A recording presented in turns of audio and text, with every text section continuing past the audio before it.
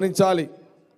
జవహర్లాల్ నెహ్రూ గారు దేశ ప్రజల స్వాతంత్రం కోసం 3259 రోజులు వారి యవ్వనంలో వారు దేశ ప్రజలకు జైలు జీవితం గడపడం జరిగింది. 3259 రోజులంటే మాషామాషి కాదు. మనం ఒక్కరోజు 2 రోజులు 10 రోజులు ఏదో సందర్భం టైం బాగలేక జైల్లో పడితే కాళ్ళు చేతులు కొట్టుకుంటాం. కానీ జవహర్లాల్ నెహ్రూ గారు దేశ ప్రజల కోసం 3259 రోజులు వారు జైలు జీవితం గడిపారు. వారి తండ్రి మోతీలాల్ నెహ్రూ గారు అడ్వకేట్గా, కాశ్మీర్ పండిత అడ్వకేట్గా అనేక లక్షల ఆస్తుల సంపాదన అంతా కూడా మహాత్మా గాంధీ గారి యొక్క నాయకత్వంలో మరి మోతీలాల్ నెహ్రూ గారు దేశ ప్రజలకు వారి ఆస్తులను దారదత్తం చేయడం జరిగింది.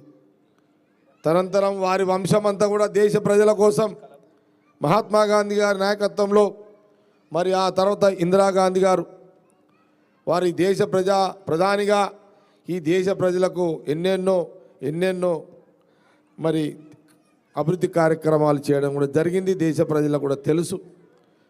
ఇందిరాగాంధీ గారి తర్వాత రాజీవ్ గాంధీ గారు కూడా ప్రధానిగా మరి ఇందిరాగాంధీ గారు వారు దేశ సేవనే కాదు, దేశ ప్రజల భద్రత విషయంలో కూడా వారు ప్రాణ త్యాగానికి చేయడం జరిగింది, బలి కావడం జరిగింది ఇందిరాగాంధీ గారు. దాని తర్వాత రాజీవ్ గాంధీ గారు ప్రధానమంత్రిగా కావడం, వారు దేశ ప్రజల భద్రత విషయంలో కూడా మరి వారు కూడా బలి కావడం జరిగింది. దాని తర్వాత మనందరూ కూడా తెలుసు సోనియా గాంధీ గారు మరి వారు కూడా ఈ దేశ ప్రజలందరూ కూడా ప్రధానిగా ఉండాలన్నా కూడా వారు ప్రధానమంత్రిగా వారు తీసుకోలే.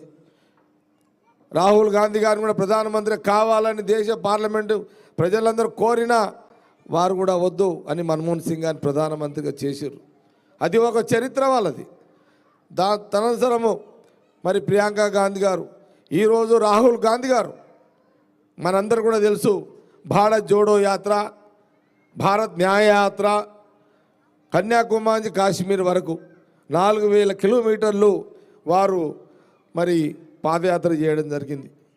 మరి ఈ కుటుంబం అంతా కూడా వారి కుటుంబాన్ని అంతా కూడా చూసుకుంటే ఆనాటి మోతీలాల్ నెహ్రూ మహాత్మా గాంధీ గారి యొక్క నాయకత్వంలో ఆనాటి మోతీలాల్ నెహ్రూ గారు, జవహర్లాల్ నెహ్రూ గారు, వారితో పాటు ఇందిరాగాంధీ గారు, రాజీవ్ గాంధీ గారు, సోనియా గాంధీ గారు, మరి ప్రియాంక గాంధీ గారు, ఈరోజు మన నాయకత్వం వహిస్తున్న మన నాయకుడు రాహుల్ గాంధీ గారు, మరి జవహర్లాల్ నెహ్రూ గారి మునిమన్మడు ఈరోజు రాహుల్ గాంధీ గారు.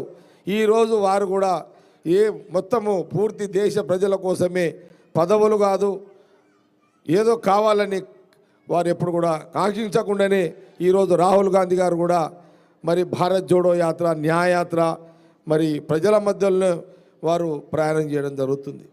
ఇది వారి యొక్క చరిత్ర.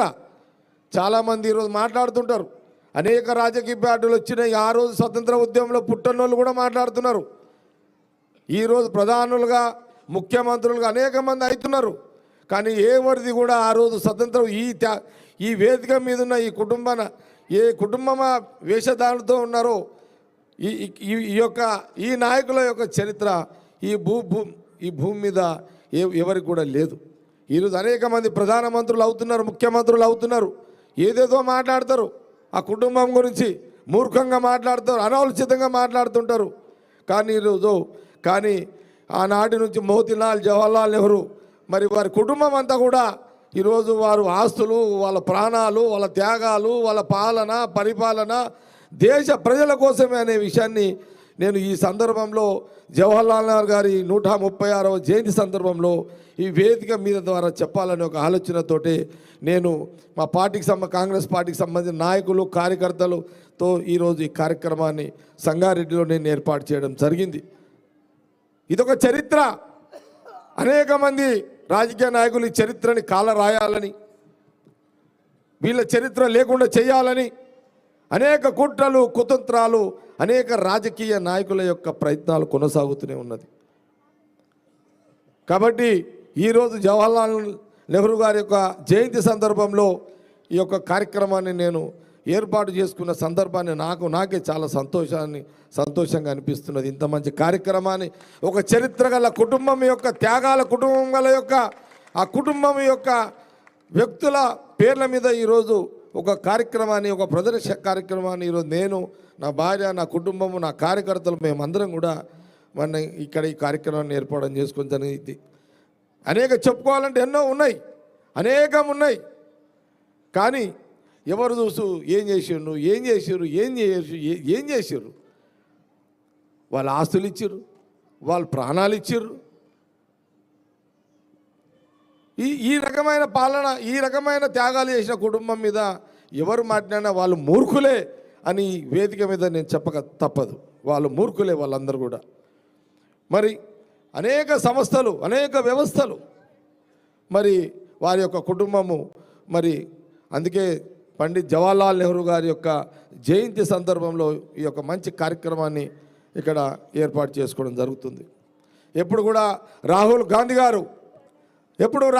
గారు మరి ఎప్పుడు కూడా ఈ పదవుల కోసము దానికోసం కాదు. ప్రజలు బాగుండాలి, దేశం బాగుండాలి, దేశం ప్రజలు మంచిగా ఉండాలి, క్షేమంగా ఉండాలి, కుల మతాలకు పాలన ఉండాలి, మత దేశాలతో పాలన ఉండొద్దు. ఒక సెక్యులర్ పాలతో హిందువులు, ముస్లింలు